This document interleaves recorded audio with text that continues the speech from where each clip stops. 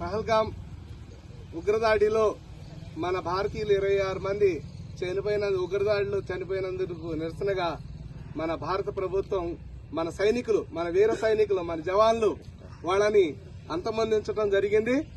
ఆ శుభ సందర్భంగా వారి వీర సైనికులందరికీ కూడా మనం ఘనమైనటువంటి అభినందనలు తెలియజేయడం కోసం మనందరం ఈ రకంగా మనం ఈ కార్యక్రమాన్ని ఏర్పాటు చేసుకోవడం జరిగింది. ముఖ్యంగా భారత్ లో నెత్తుడి దారులు పారించినటువంటి లష్కరే తోయిబా చీఫ్ హఫీజ్ సయీద్ అనే అతను చాలా ఘోరాతి ఘోరమైనటువంటి మరణానికి గురయ్యాడు. ఎందుకంటే మన సైన్యం, భారత సైన్యం జరిపిన దాడుల్లో హఫీజ్ సయాద్ హతమైనట్లు అందరికీ తెలిసిన విషయమే. ఇది ముఖ్యంగా సింధూర్ ఆపరేషన్, ఇది సైనికుల ఆపరేషన్ 100% సక్సెస్ఫుల్.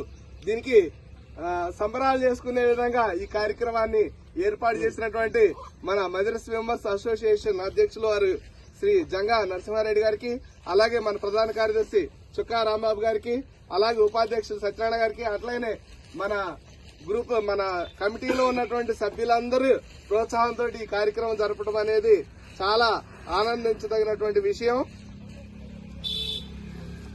అయితే ఈ రోజున భారత్ ఏ పాట అయితే చెప్పిందో ఆ ఉగ్రదాడిని వాళ్ళందరినీ అంతం చేస్తామన్నది చాలా వరకు ఉగ్రదాడులకి పాల్పడే సైనికుల్లాగా తయారు చేసినటువంటి ఉగ్రవాద సంస్థని నేలమట్టం చేసినటువంటి సందర్భం నిన్నటిది.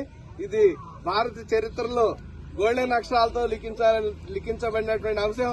మరి సింధూర్ ఆపరేషన్ కి జై జై జవాన్, జై జవాన్, జై జవాన్. జవాన్లకి పూర్తిగా అభినందనలు తెలియజేస్తున్నాం.